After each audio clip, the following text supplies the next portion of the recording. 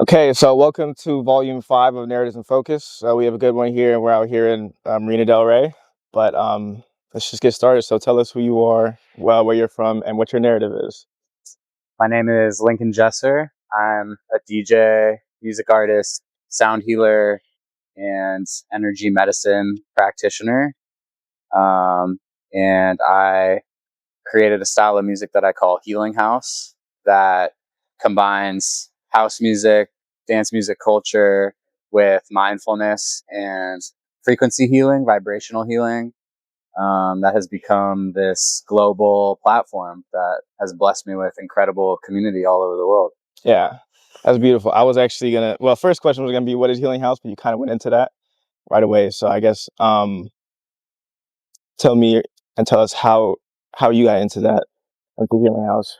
I've been in love with music and always kind of intuitively understood music to be a healing force since a really young age. I used to run around with a stick and pretend I was a conductor when I was a little kid. And Nice. as I got older, I got into writing first poetry, and that turned into songs as I got into guitar. And one of the first songs I wrote was kind of just this instinctive reaction to my dog passing away, which, I had all these feelings and was trying to make sense of this new dynamic in my life. And I found that writing music helped me feel lighter and to transmute some of that energy. And also, for my brother and sister, my family, it did something very healing outside of what I understood. And so I continued my journey in music, being in bands in high school and eventually getting into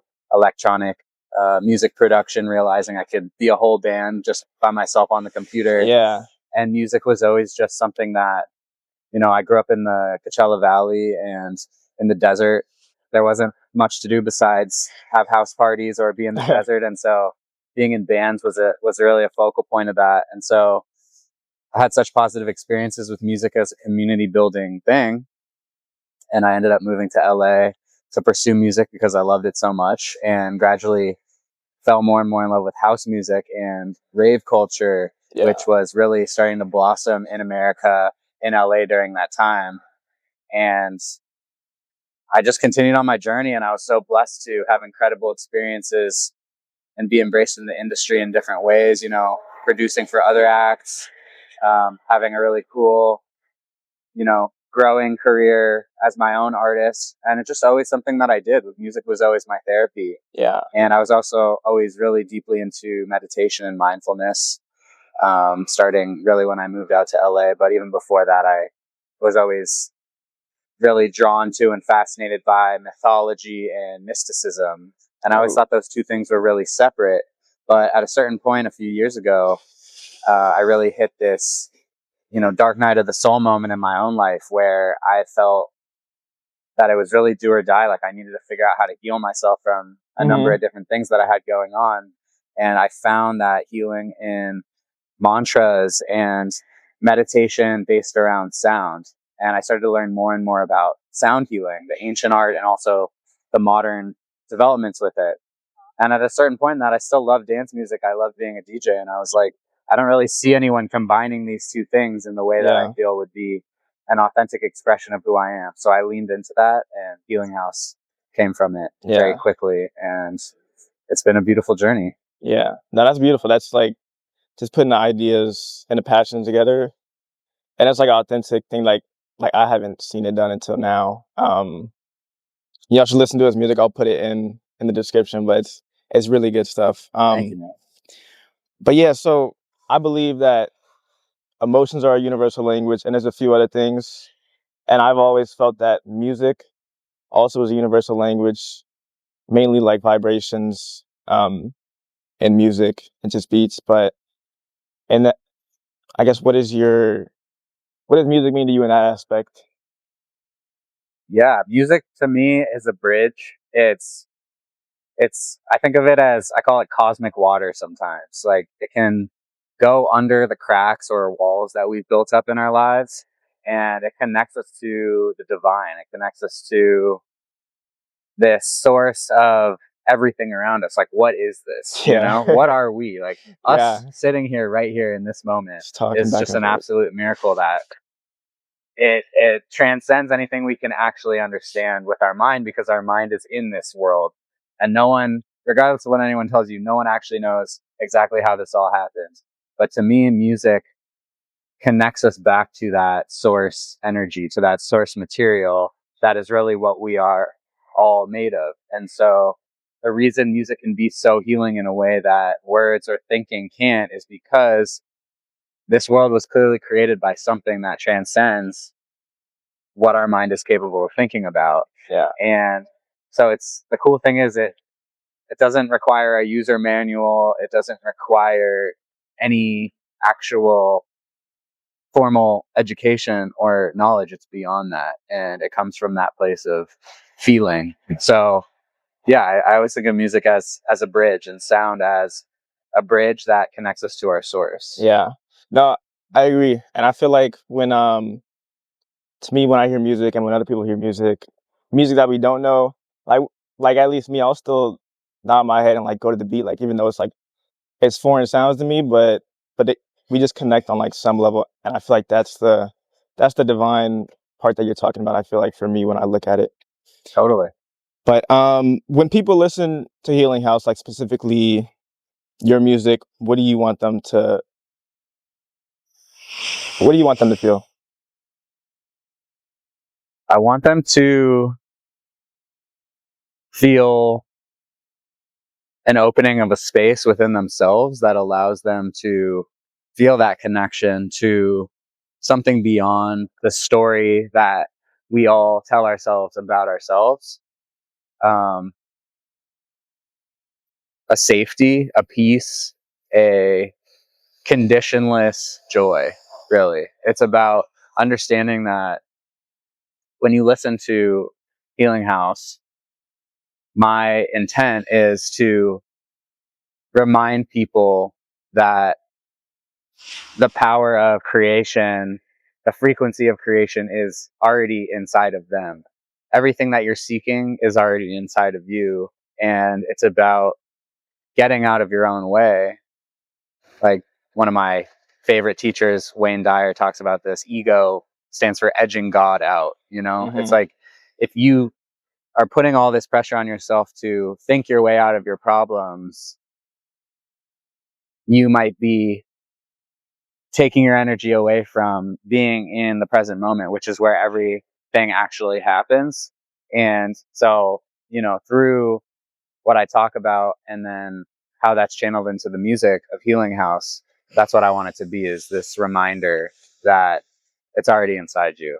Yeah, that's good. I did a little research into, is it called solfeggio frequencies? Solfeggio, yeah. Yeah. Which one resonates with you most, and which one do you think, I guess right now, the world needs most? Which do I feel the world needs most? Yeah. And then which one resonates with you most?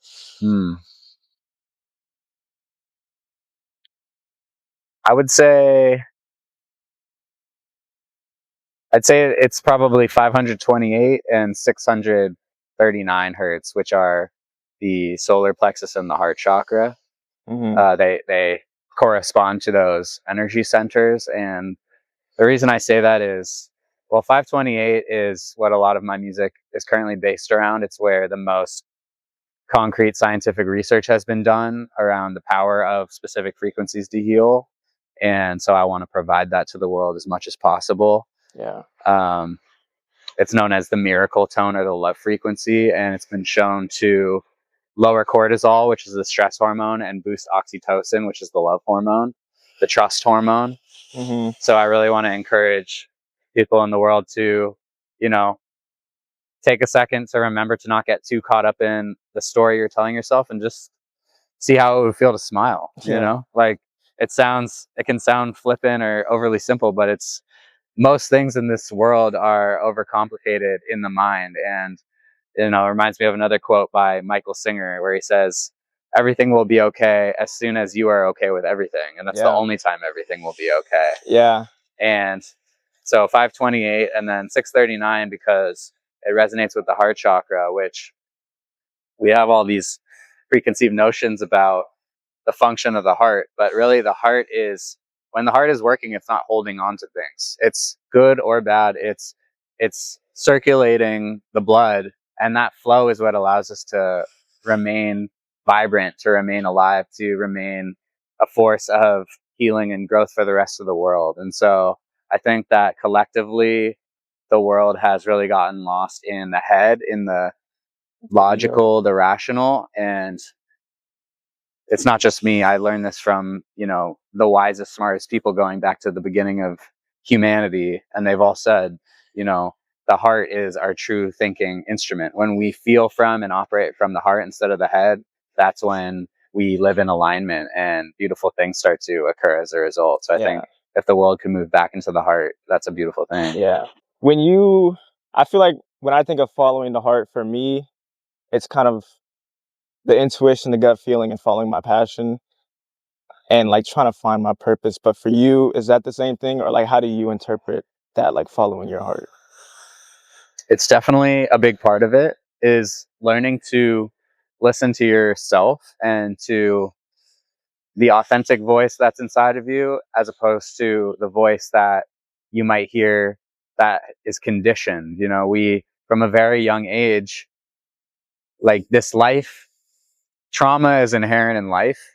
And, there's big traumas, there's small traumas, but what trauma is the world, your parents, society, your classmates, people imprinting what they think about you, or what they think about your journey.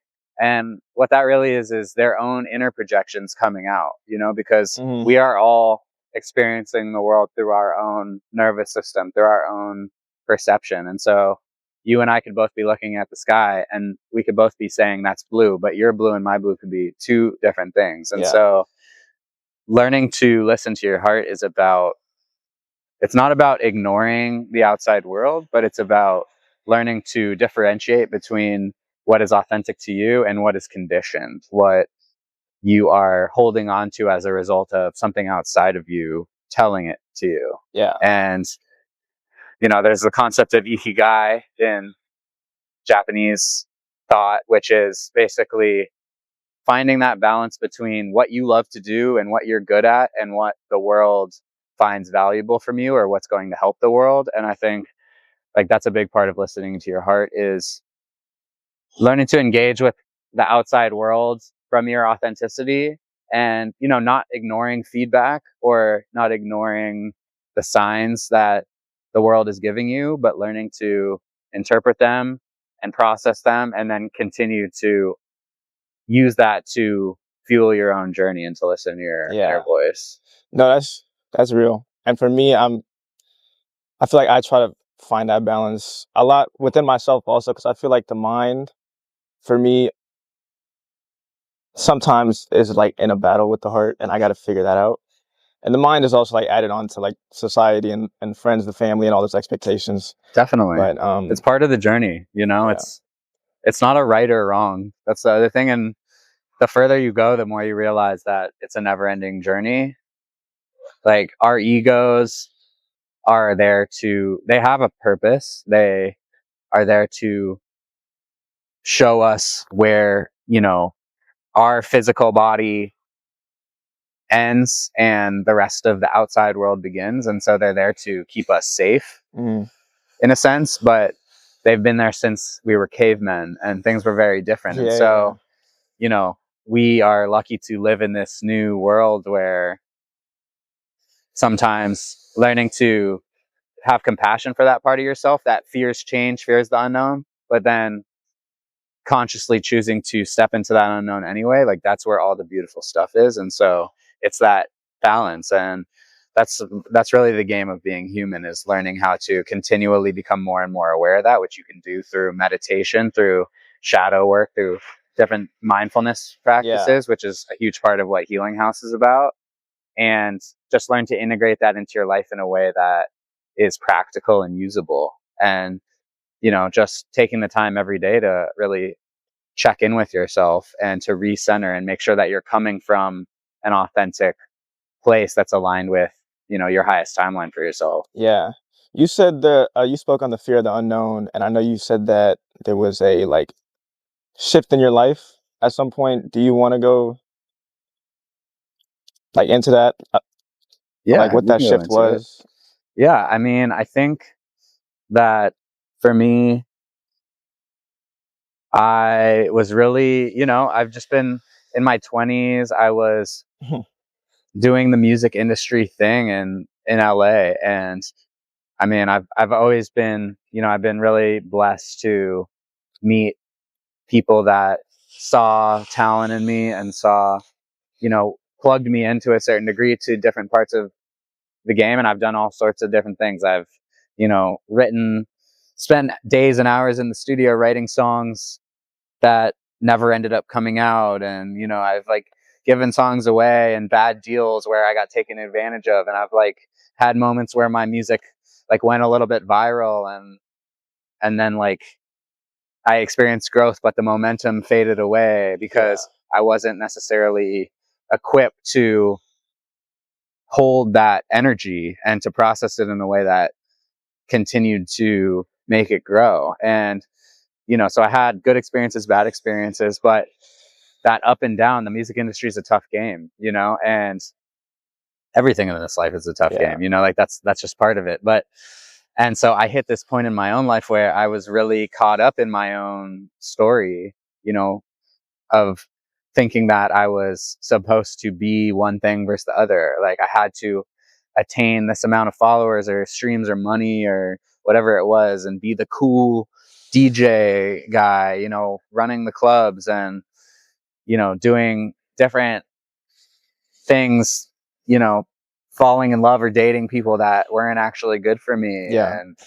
And, not taking good care of myself, nutritionally, spiritually, physically, partying, doing different, drugs, etc. Like, Yeah. and it led me to this place of depression and burnout and really just losing touch with everything. Like there was this whole period of time where I was like, why do I even make music? Because it's so easy to get lost in the sauce and the chase of, losing touch with why your young self was so blown away and inspired by great art Yeah. and the purpose of music as a healing force. And so that led me to a really low place energetically and spiritually where, I just wasn't like, I knew that it had gotten to a point where I was like, I need to really get curious, not judge myself, but just get curious about what's going on here because I don't feel like myself anymore. And I kind of just gave myself permission to fully surrender to that because I realized like when you don't know where you're going in life, your job is to get back in touch with figuring out where you're going or to at least be at peace with the fact that you don't know where you're going and to enjoy it. Nothing else really matters, like it's all this holographic thing that we're playing into. Yeah. And, like that quote, everything will be okay as soon as you are okay with everything and not before that. And so I really decided to just radically lean into it because, it's like getting in touch with your soul is the most important thing. And so I spent a lot of time on this very beach, literally sitting, listening to the words of great thinkers and meditating and listening to music and just saying like, I'm not going to put pressure on myself to do anything outside of what I need to do. Obviously like life is still there and you have to do your best to sort through and handle your business, etc. But I really spent a lot of time trying to release the things that I knew weren't serving me, the thought patterns that weren't serving me. And one of the most effective things I found for that was frequency healing, meditating to solfeggio frequency music, learning about shamanic healing and Tibetan chanting. And, there's these traditions all across the world from different times and places that all basically use sound as a way to connect to your soul and to reconnect with the truth of who you are. And I just started really diving deeply into it. And I found that those practices, chanting mantras and frequency healing, helped me to start to feel like myself again over time. And it was also inspiring me and helping me remember why I was doing music in the first place. And it kind of, as that happened, I started to come out of this burnout, depressive thing that I was in, Mm-hmm. and started taking better care of myself and being inspired. And naturally, gradually, that kind of just started, resulting in me feeling the urge to get back in the studio and write music. And what really came to my mind was wanting to use the mantras that were helping me, but to put them in the context of my own life, which was house music.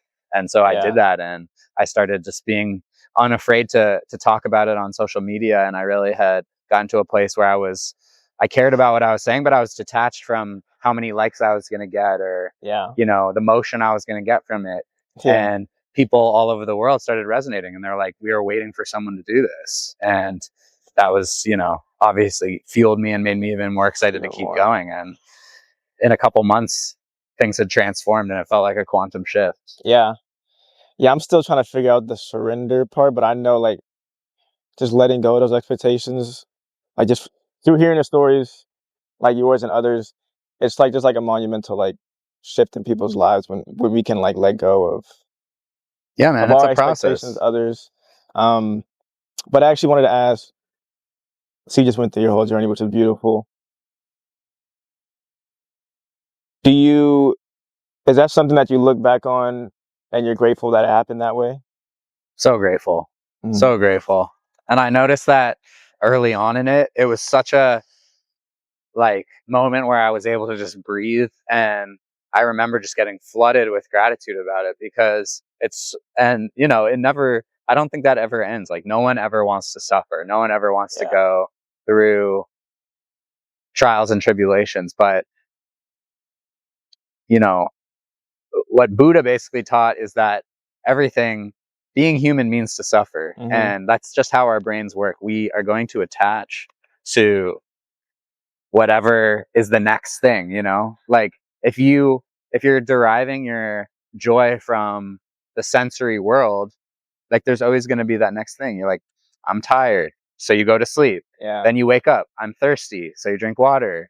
And then, now that I drank water, like, I want something salty, so you eat something salty. Then you want water again. Like, you're like, the nature of the sensory experience, or like the outward human experience, is that you are reacting instead of responding. And so, like, through the practices of meditation and mindfulness, you turn the mind in on itself, and you realize that you don't need anything outside to make your body create the actual chemicals that make you feel good, that make you feel connected and joyful and, at peace, content. Mm-hmm. And the more you practice, the less you realize you need, you know what I mean, outside of you. But it also, like, having said that, you're still a person, and you're still going to go through your ups and downs, but learning to not beat yourself up in those moments, and instead stay anchored in your purpose and the truth, even when, you're, I call it the small self, like the ego, the me chase, that part of you. Like in Buddhism, sometimes it's called the monkey mind. It's like there's this mind inside, there's this little monkey running around inside of your head at all times, like trying to get you caught up in, you need this, this isn't right, this is, but if you show that part of yourself compassion and let it tire itself out, and you remain, like, spacious and providing space for that to happen, you are going to eventually come back into flow with, like, the great self, the self that's really all of us connected. And the more you stay in that place, in my experience, the more alignment and beautiful things happen in your life. That's good. I feel like you just explained, like, at least the first part, like the essence of inner peace, which is what I'm trying to get at right now. I try. At some point, I'm gonna get a camera that could do longer than 30 minutes. Oh, good, bro. But okay, so to segue into the next part, I guess I want to ask you, what does the human experience mean to you? The human experience, to me, I think that it's I'm kind of paraphrasing a quote from Ram Dass here, but basically, I see my life as a continually evolving set of opportunities to awaken. Mm-hmm. And whether it's a positive experience, a negative experience, every experience is this gift and opportunity to come from the heart, to engage with the world from a place of centeredness in the now, in the present. And the more present you are able to remain in each individual experience, that means your energy is not getting drawn into this illusion of the past or the future. You're allowing your full light to shine where reality is actually happening. And whenever you operate from that energy, it's going to improve everything that comes in the future, even if you don't see it right away. And so I think that the human experience for me is, it's an opportunity to be of service to the world by connecting to my authentic self, and through that connection being able to share that energy with the world around me. Yeah. And for you specifically, I feel like we're going on to connecting, but you found a way to connect people through music. Very grateful for that. Yeah. And you found your audience, or they found you kind of, Yeah, but a little bit of both, maybe. Yeah. But how do you think music connects us across like all cultures, no matter where we're from, or like what we listen to, like inherently, like on our own? I think it's just such a fundamental part of what we are, you know? Every atom that makes up this world, that our thoughts, us, everything is vibrating, and sound is vibration within the range of human hearing. And so when you think about it like that, everything is literally sound. It's not just like a poetic idea, it's literal physics. And so it's literally the fabric of what life is. And the more we learn to listen to that and to let the music of our authentic experience play out to the world, we can help bring the world into greater and greater harmony through that. And so we all know a good vibe when we hear one. And rhythm is something that is, you know, before we know how to speak, we're singing. Little babies are singing and humming melodies, and they don't know why. They just know that it feels good. And I think, you know, all the science backs it up, and we're learning more and more, but you don't need to be a scientist to understand that. And you seem to be human. We're all much more similar than we are different, and music is just the most elegant way of expressing that. Yeah. Okay, I want to go into, I guess, these are curious questions, but more on the creation side of music. Yeah. So when you're making a track, like how do you know it's in alignment with like your energy, your intention, your purpose? Yeah. It's really just a feeling thing, you know? Like I've tried everything. I mean, I've been writing songs since I was 12 or 13, and I've been producing music since I was maybe 17. I've tried every style, you know, like I've tried like there's always something new to try, but you know what I mean? I've made thousands of ideas. Yeah. And I've done things that I've made a lot of music where, especially, you know, when I was younger, it's easy to fall into the trap of trying to make something because you saw something else in a similar style that is popping, and you know, you're like, we all want to like ride a trend now and again, you know what I mean? Yeah. But if it's coming from a place of wanting to get something out of it instead of wanting to give it, I think that it tends to not have that transcendence, that impact that we all kind of intuitively feel when something is genuinely inspired. Yeah. And so I just try to stay in tune with myself when I'm working on something, and check in with myself and say, like, is this giving me goosebumps? Is this making me feel like, you know, something special is happening right now? And it's okay if it's not, because you have to show up, you know, and make your offerings to the creativity gods, and Yeah. that's part of the process. Like, you have to clear out the noise to get to the genuine good stuff, you know? And so it's just kind of remaining objective and not trying to project your own desire for what you want to have happen. Like, of course, we all want to make a hit or a banger or whatever Yeah. it is, but it's not about that. It's about doing what in the moment is speaking to your soul. And I think just feel that in the body when it's right. So I really just try to check in with my gut and my heart. And, Yeah. you know, if it's dance music, is it making me want to dance? Yeah. You know, if it's not, it's not it. Yeah. This is another question that's pretty similar, I feel like, but when you create music, do you feel like it's leading you or you're leading it, or like it's creating itself and you're just like a vessel, like just channeling it and Yeah. making it into a physical form that can be Yeah, interpreted? I would say so. I don't feel, I definitely believe that the ideas are more so in the ether, you know, and that's a reason why it's important to show up every day, because when an idea comes, I do believe that if you don't answer the call, it's going to want to find another home because it's energy. And so, you know, it'll come out in a different way. And I also believe that, you know, you can't lose what's authentically meant for you.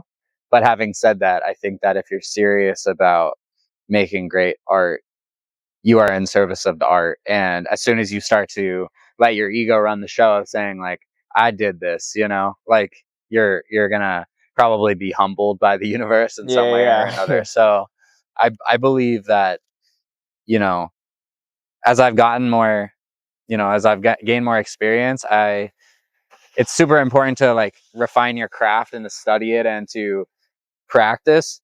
But the further and the more you do that, you also should spend a lot of energy cultivating your inner space so that the ideas have a good home to flow through, you know? And I think like Yeah. the more time you put into that and into, you know, I see a lot of artists like get so caught up in wanting to succeed in their art that they're not living their life. They're not appreciating the beauty of life. And that's Mhm. what art is here to do, is to connect us to the beauty of that life. And so, you know, you don't want to lose the forest for the trees. You need to make sure that you take time to feed your soul with, you know, things outside of just your own mission for what you want to see happen. And the more that you do that, it's probably going to flow much more easily. Like I will say, a lot of my most, you know, the songs that have seemed to have resonated the most, I I didn't spend a lot of time on them. Like they kind of just came through me Yeah. in like a day or like a couple hours, or That's even one or crazy. two of them have come through in like an hour, Yeah. literally, and I didn't change a thing, you know? Yeah. And like that was actually a big part of the turning point of what became Healing House, was me leaning into that and saying, I'm not going to like obsess about the little details too much. Like that's not what works for me. I want the entire process from creation to release of the song to be fun and joyful and exciting and feel genuinely inspired. So Yeah. as soon as I start like obsessing over a little detail that I know no one else is going to care about, I'm like, the song is done. You know what Yeah. I mean? Like I'm probably just going to overcook it if I keep going. Yeah, yeah. Yeah, no, I feel like in some spaces it's good for us to like put our human Totally. It's a thoughts and balance. perspectives in it, but like yeah, in some spaces it's also best to like keep it as pure as possible and like natural and just let it flow. Definitely. Um yeah. But so as a as an artist, since Modern Color in 2014, how have Yeah. you changed or evolved like creatively in any other way if you want to speak on that? Yeah. Modern Color. Yeah. That's a throwback now. But yeah, no, I I'm mean, listening to it on the way here. nice. Much love, man. Yeah, I mean, it's really, I've done EPs and different projects, but that's the only proper album that I've actually Yeah. released. Um, and that was, you know, I think that there's a lot that has remained, and that there's a lot that's remained consistent with my, you know, creative identity.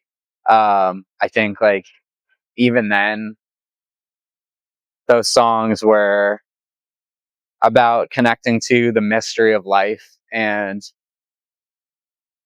you know, there was an expansiveness there. Like that's always been an emotion that I like to capture with my music, was kind of this it's almost like the past and the future at the same time, Yeah. which is really just the now. Oh yeah. But it's just about, like there was a lot of expansiveness and trying to capture joy, with electronic music, but also like having the human element. I was singing on pretty much all of those songs myself.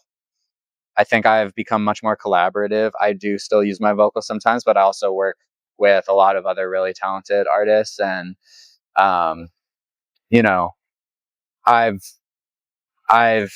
because I've become so in love with mantras, which are, the traditional meaning of mantra is a Sanskrit phrase that, uh, is just a repeated phrase as opposed to like a narrative lyric, song lyric. The songwriting has become more mantra based in a lot of my new stuff, although not always. Like I'm still writing songs as well. But I think I've just refined the intention beyond just like trying to make a vibe into when I'm making music, it's, the songs have specific intentions behind them, and I'm tuning my music to some of these frequencies we've been talking about, which have specific healing or energetic properties to them. And so I'm trying to layer more and more intention into the music while also remaining open to capturing that, the intention beyond what words can describe. And so just trying to stay really in flow with all of that at once. Yeah. No, that's beautiful. Okay, so we're starting to wrap up, but I have a question that I ask everyone that's kind of random. Okay. If you could live anywhere, like anywhere in any time period for like 3 days, just as a normal person, so like not a king, not a slave, like where would you live and why? Wait, ask me the question again. If you could live like any time period, like any place, like ancient Egypt or like, kind of like that, where would you live and why? And you're just a normal person, so you're not a king, you're not a slave, you're just like a normal person living life. I don't want to be boring, but I would say right now, man. I mean, that's valid. I would say right now. I think like we live in an incredible time where we have so much ability to explore our full potential. And I think technology is moving so fast, but we're still kind of at the very beginning of the curve. You know what I mean? Where in even a few years, I think with AI, with everything that's happening, we are going to be in such a different place. And so to be like the last generation that grew up with dial-up internet and, having to get off the computer because someone else is on the phone and that kind of thing, to see that and to see where we're going to be in a few years, to have gotten to experience that entire arc all at the same time, I think is a tremendous blessing. And I feel like I wouldn't want to trade that for anything. Yeah. No, speaking of the AI thing, I was at a USC AI summit yesterday, and the dean was saying that I think we partnered with ChatGPT to like give like all students free AI, and they're gonna integrate it into like all classes now. I think later on, but like how to just like learn how to use it, because it's gonna be the future. So you gotta learn how to use it. Definitely, man. It's fun. It's fun messing with it for sure. Yeah. But okay, last question is just at the end of the day, what do you hope? What impact do you hope your narrative carries? I hope that Healing House helps people to feel connected to themselves, to feel connected to Earth, the world around them, their community, and to help people to really remember that everything that they're seeking is already inside of them, and it's just a matter of coming back into resonance with it. Yeah. And that's it. That's beautiful. Well, Brett, thank you for your time. So it was an honor to be here. So appreciate you, brother. Thank you. Much love, man. All right. Let's go. Cool. How we look?